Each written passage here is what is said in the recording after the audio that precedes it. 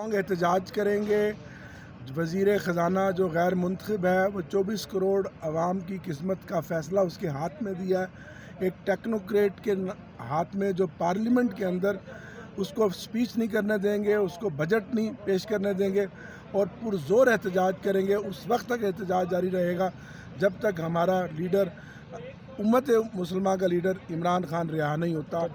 اور عید کے بعد ایک بہت بڑا احتجاجی مظاہروں کا پلان بھی ہم دے رہے ہیں. سر ایک طرف تو آپ مذاکرات کی بات ہو رہی ہے, دوسری طرف احتجاج کی بات کر رہے ہیں. سر احتجاج ہمارا آئینی, جمہوری اور قانونی حق ہے.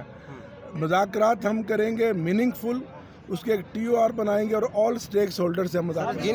جن لوگوں کے خلاف سر احتجاج کرنے جا رہے ہیں اور ساتھ ہی ساتھ انہیں کے ساتھ بیٹھیں گے بھی. نہیں, بیٹھنے کی بات نہیں ہو رہی, بات ہو رہی ہے ڈائلاگ کی. اب اس کے ٹی او آرز بنیں گے اور میننگ فل ڈائلاگ ہوں گے. اور آج کا جو احتجاج ہوگا ایک پرزور احتجاج ہوگا. آج ہم وزیر خزانہ کو بجٹ پیش نہیں کرنے دیں گے, اس کو تقریر نہیں کرنے دیں گے, کیونکہ وہ غیر منتخب وزیر خزانہ ہے جو اب پاکستان کی عوام کے مستقبل کے ساتھ کھیل رہا ہے, اور جو چائنا سے ایک پیکج لے کر آیا جس کا پیپلز پارٹی کو بھی نہیں پتہ, اور ایک ٹیکنوکریٹ وزیر خزانہ. ہم عوام کے ساتھ ایسا نہیں ہونے دیں گے. پاکستان تحریک انصاف پاکستان کی عوام کے ساتھ کھڑی ہے, ان کی سب سے بڑی نمائندہ جماعت ہے. 8 فروری کو لوگوں نے ووٹ تحریک انصاف کو دیا تھا. یہ IMF کا بجٹ ہے, اس کو ہم پرزور احتجاج کے ذریعے ریجیکٹ کریں گے. مکمل احتجاج ہوگا اور بڑا پرزور احتجاج ہوگا, ہر چیز ہوگی.